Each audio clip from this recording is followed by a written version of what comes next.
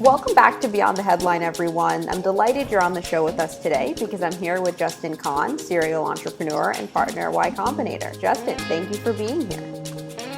Hey Jenna, how's it going? Thanks for having me. I want to start out with a pretty basic question, but I think it's an important one for you. When did you realize you were an entrepreneur? When did I realize I was an entrepreneur? I guess I always wanted to be one. I remember in high school I applied, or like I didn't apply. I started working on this piece of software with some friends of mine, what we call Gravity Simulator. It was like this like desktop application that you could like set up planets and it would like simulate the gravity. It would like kind of in 3D like render would happen if all these planetary bodies were in motion. And it was like basically impossible to use our software to get like a stable equilibrium, but we thought we could sell it or something as a demo anyways. Of course, we never really got to that part of it. But that was the first time that we really legitimately thought about starting a company or something, especially in the tech side.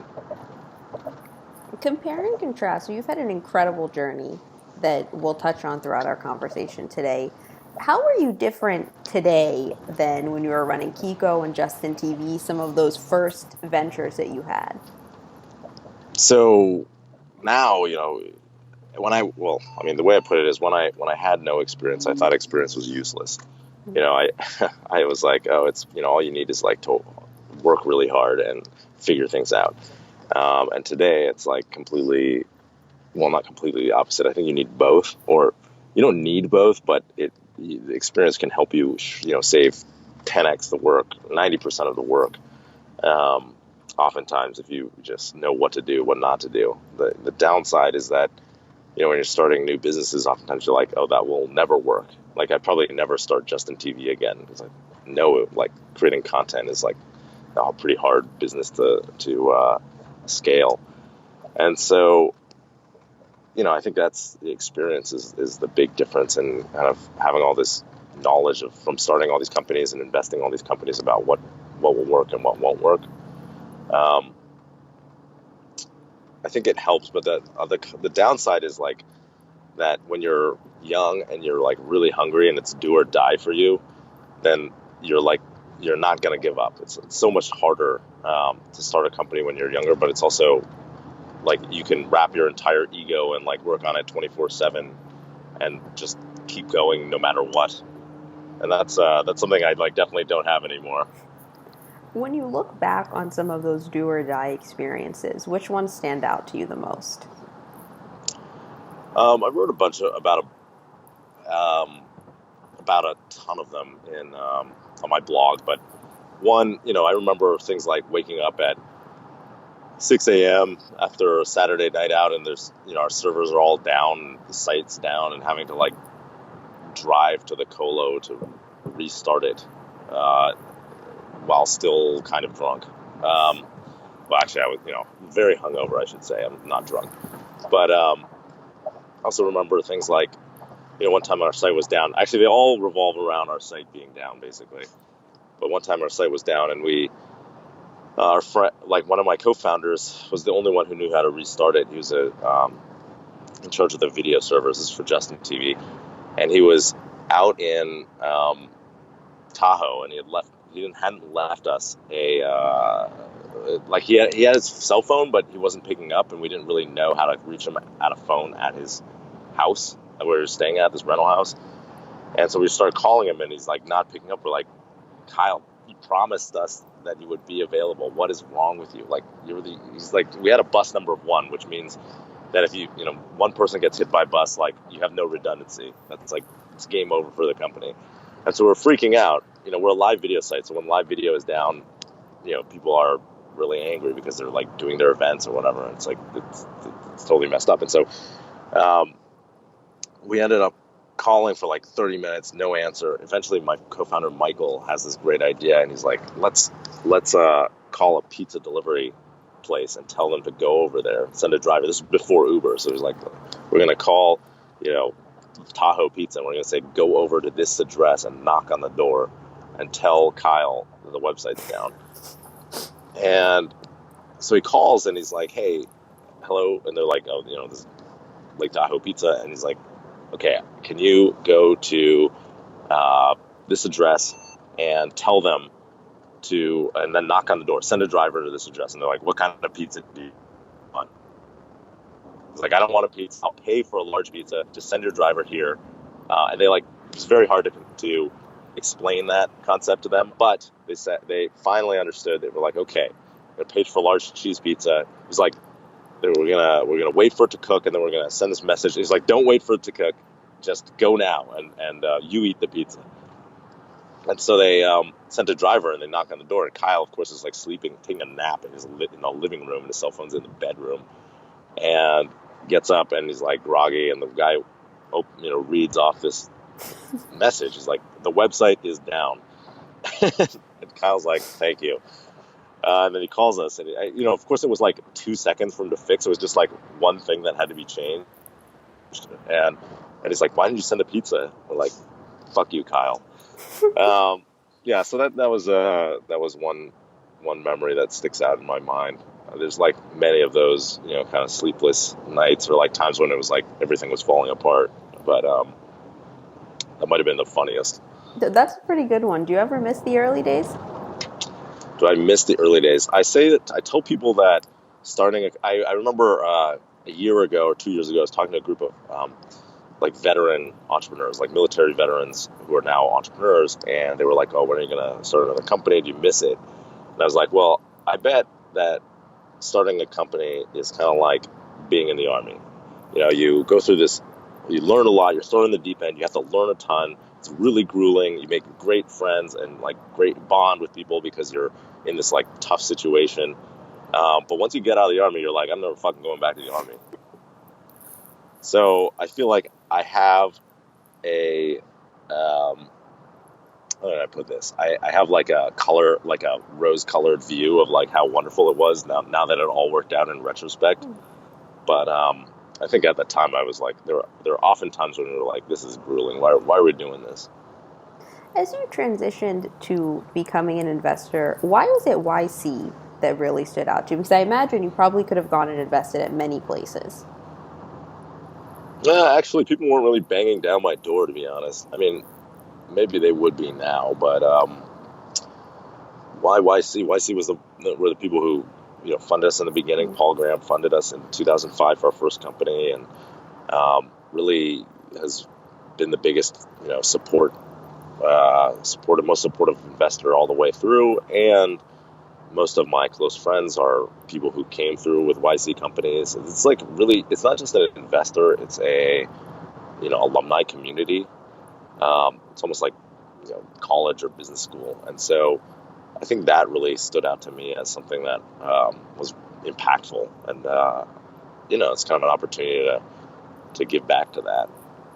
For those who don't follow you on Snapchat, what's your typical day like working at YC? So every day is different. That's part of the fun.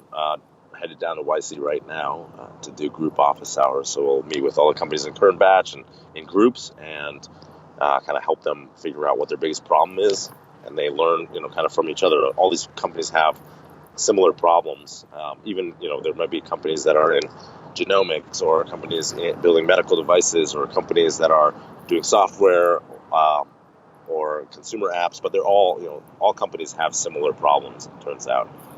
And so we do these things called group office hours. I do a lot of individual office hours, kind of one-on-one with the companies, and then help companies over email a lot with how to fundraise or inflection point questions.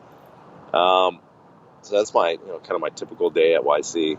Other days I'm out meeting companies and sourcing them, or visiting our portfolio companies, or I'm at making Snapchats. And every day is different. We'll touch on Snapchat for a second because I was just telling you, you're the only reason that I really got on the platform. I used to only send Snapchat to my best friend and my brother. What do you love about it? What makes it particularly special? It's such a fun creation tool to use. I really like how low friction it is to create content. I really that's my favorite part of it. It's they have all the filters, the lenses. They're all prompts that make it easy for people to create something interesting or like marginally easier, as the fact that it disappears after 24 hours.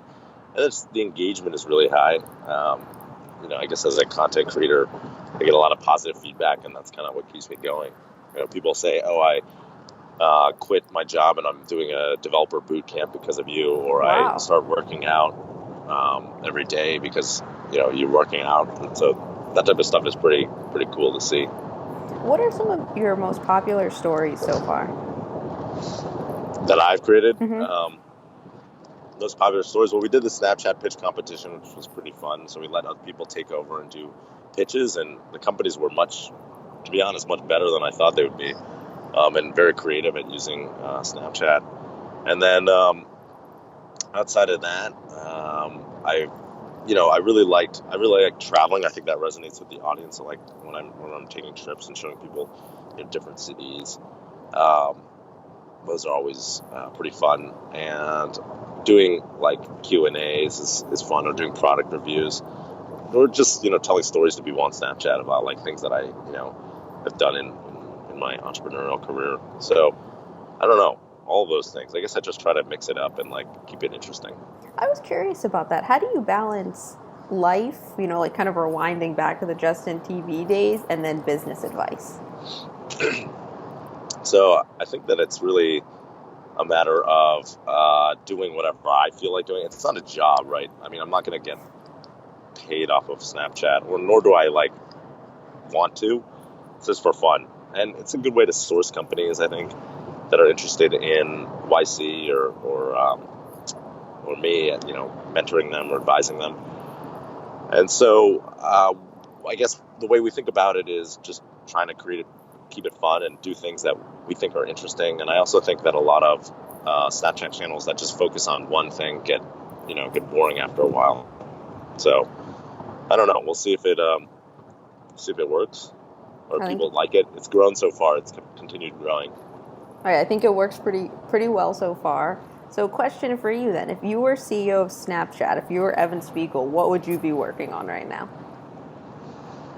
If I was Evan Spiegel, what would I be?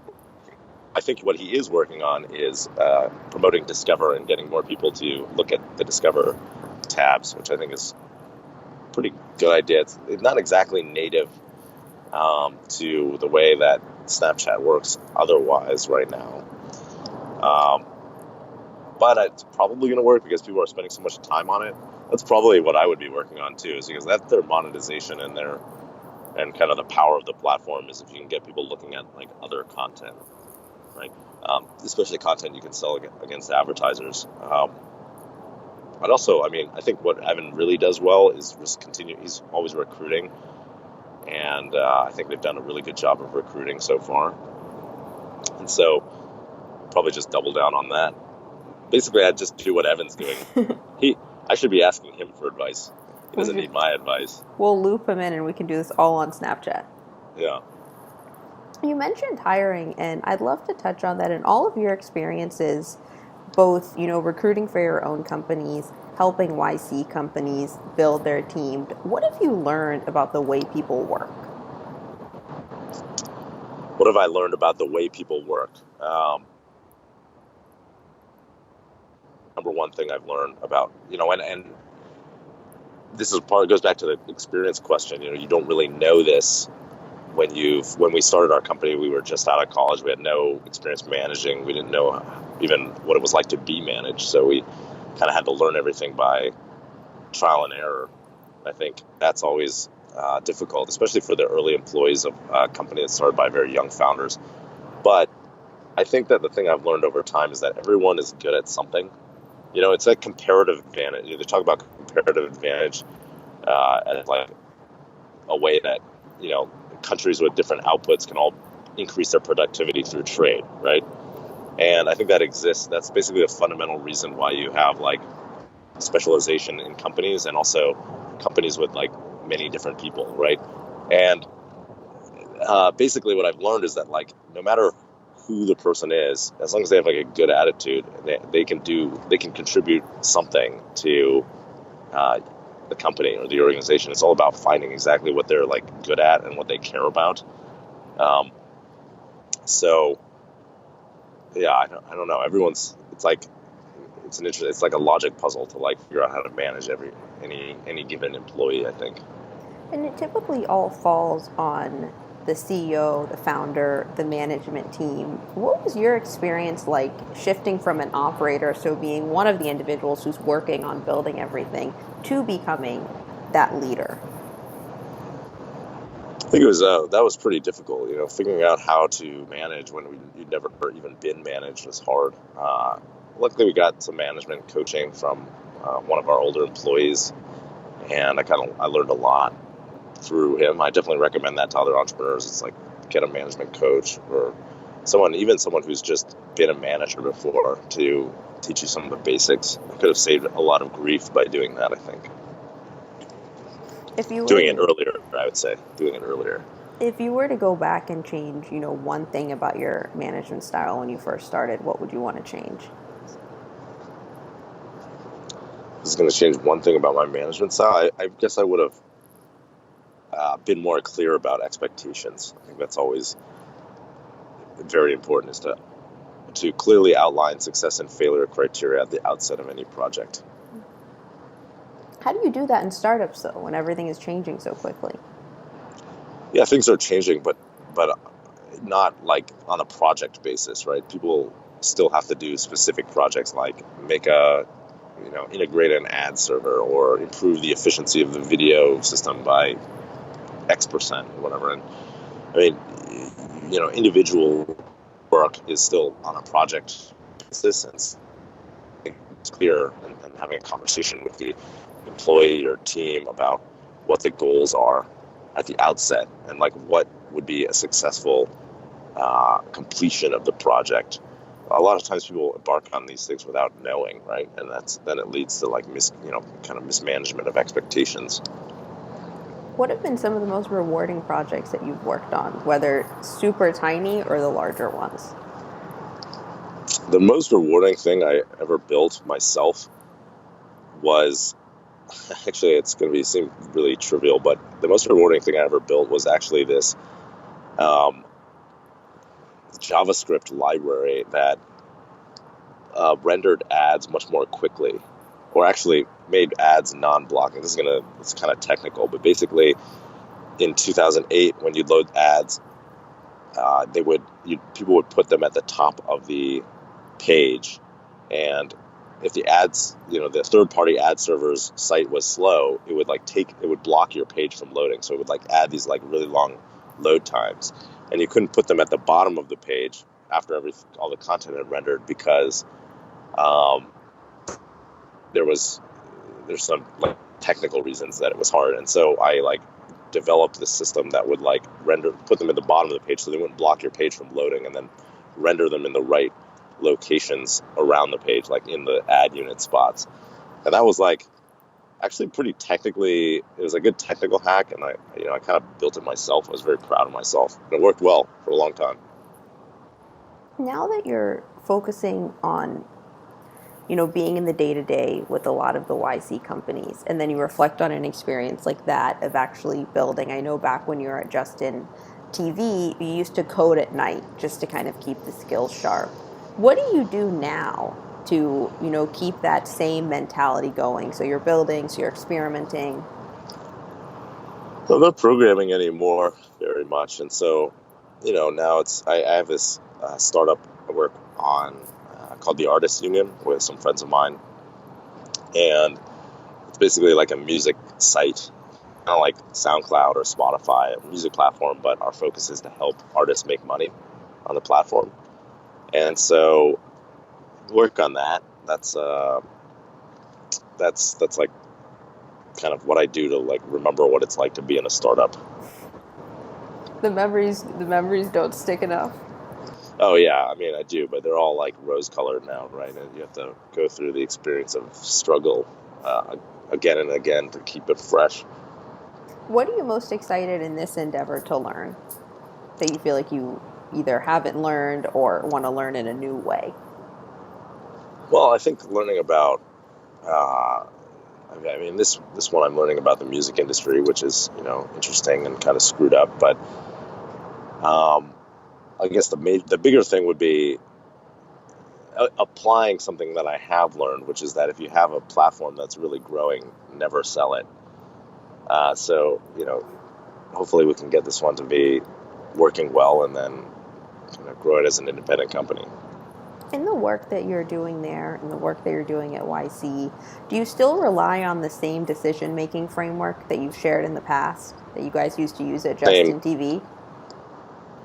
the same decision making Decision framework. making framework? Yeah.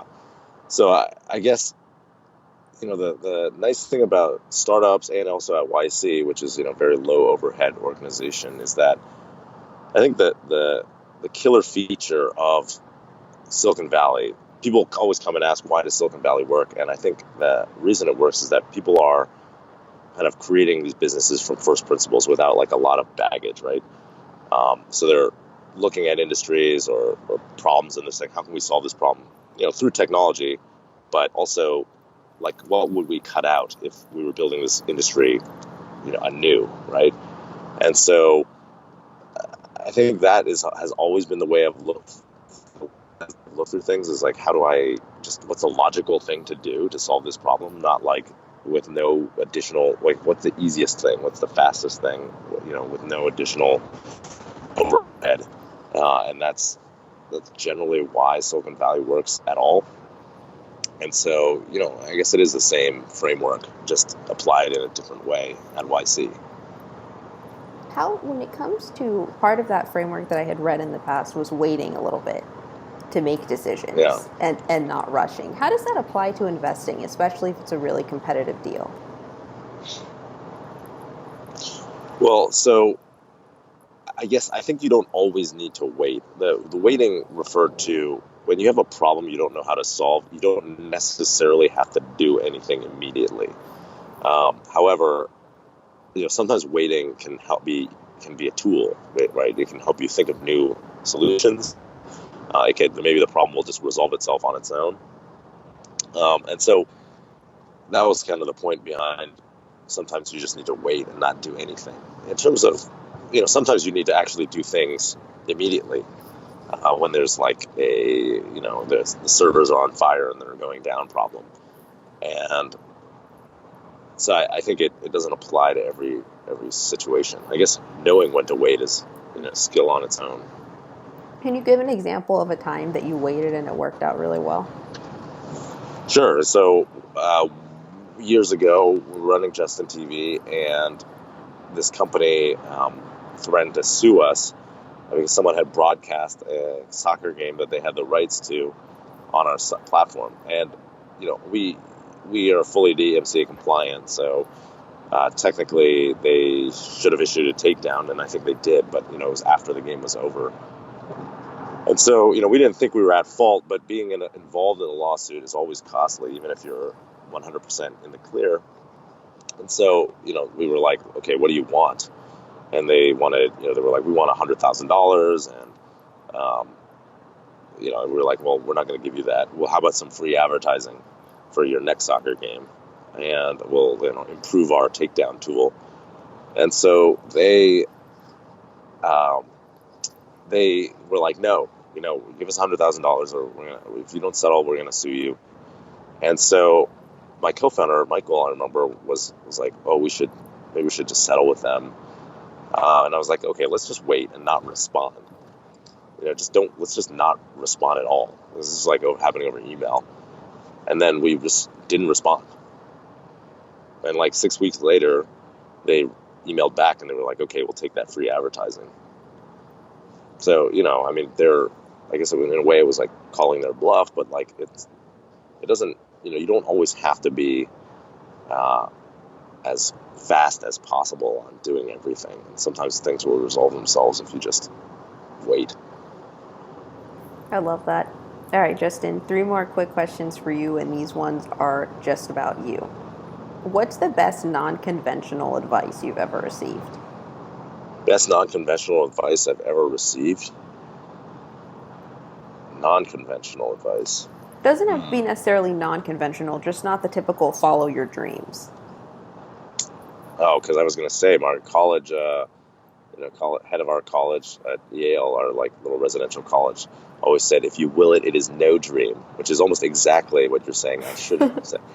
Um, what's the best non-conventional advice I've ever received? Well, I guess the one that sticks out uh, in my mind, it is kind of conventional though. I used to do mock trial when I was in high school, which is like a kind of, I don't know if you know what mock trial is. It's like, it's a trial simulation, like it's like debate basically, but in a courtroom setting. And one of the coaches of my mock trial team, when he was like a mentor, became a mentor of mine. I remember I was like, they were um, asking for solution, like like possible arguments to a certain to address a certain point in the debate. And I I can't even remember what I said. I said something really facetious, and it was just like, "Is that useful?" And I was like, "No, I guess not." And he's like, "Why did you say it?" Like, you're right. It's all business, and it's just always focused on just constraining the conversation to be purely productive. And I feel like I took a lot of like that shaped a lot of like how I think about meetings and running meetings and conversations. I'm very efficient about it. I hate being stuck in like these conversations that are like kind of spiraling around the drain and like not productive. Yeah, better to just get to it. Yeah. All right, question number 2. If you could give everyone a fortune cookie with your favorite saying inside, what would you write? My favorite saying, um, I'd probably be the tree of liberty. Must be from time to time must be refreshed with the blood of patriots and tyrants. But I don't know if that would be productive to give all Americans. I That's think Thomas Jefferson. No. I didn't Uh, know that one, but no, I think we're good. I was actually trying to contemplate if we could fit it on the fortune cookie, but I think yeah, it's they our might have own to do both sides, it's our own fortune cookie, so we can make the text as big or as maybe it's one of those jumbo oh, fortune a cookies. deluxe one. Yeah. All right, you got it. And then the last one, which I'm really excited to hear. You've had so many interviews, people ask you questions all the time, whether it's, the media, company at YC, fellow investor. What's one question you've always wanted to be asked, but nobody's ever asked you? One question I've always wanted to be asked, but nobody's ever asked me. And it doesn't have to be related to business. It could be like in childhood athletic achievement. What's your favorite book? Well, what no one's ever asked me on camera was, uh, where did you get your stuffed alligator from? I don't know if you've seen that on Snapchat. I I love have telling seen that it. story. Yeah, so my stuffed alligator is named Klaus, and it's a real gator. It came from